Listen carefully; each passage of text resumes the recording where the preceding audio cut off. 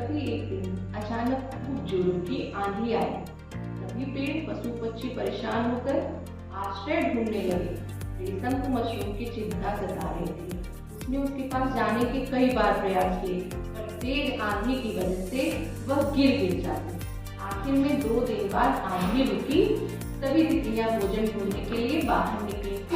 2 दिन से किसी ने कुछ नहीं खाया था।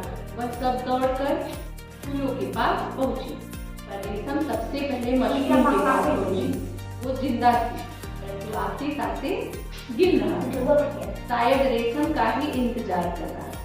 उसने कहा, रेशम, काश मैं तुम्हारे कोई काम आ पाता, शायद यह मेरे नसीब में नहीं था। तभी हल्की बारिश होने लगी। क्योंकि बारिश आंधी के बाद आई थी, तितलियों को समझते देर न लगी कि यह बारिश तेज हो जाएगी और देर तक चलेगी। तभी तितलियां फूलों के आसपास छुप गईं।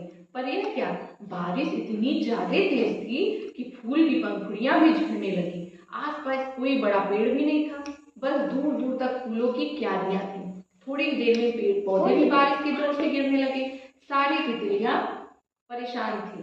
तभी मशरूम ने रेशम को पास बुलाया और कहा, रेशम, मेरी तो वैसे भी उम्र खत्म हो चुकी है, मैं भी कुछ ही पल में गिर जाऊंगा। तुम ऐसा करो कि मेरे गिरते ही मुझे पकड़ कर बारिश पार कर जाना। मेरा मुंह छाते की तरह है, एक बार में आराम से 2 तितलियां मेरे नीचे आ सकती हैं। 2 तितलियां जाएंगी और एक घर पर रुक जाएगी, दूसरी तितलियां आकर तीसरी को ले जाएगी और इस तरह धीरे धीरे तुम सब लोग उस पार पहुंच जाओगे। रेशम ने कहा, नहीं, मैं यह नहीं कर सकती, मुझसे नहीं होगा। मशरूम ने कहा, तुम्हें मेरी कसम है रेशम, अपनी दोस्ती की कसम है, तुम्हें करना ही होगा।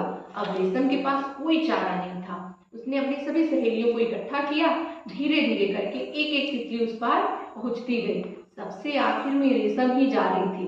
तब तक सारे फूल और उसके पौधे गिर चुके थे। तितलियां मशरूम की बहुत आभारी थी, पर तब तक उसकी जान जा चुकी थी। वे उसे धन्यवाद भी नहीं कर पाई, बस उन सब ने उसे गले लगा लिया। ये थी कहानी कसम मटमैले मशरूम।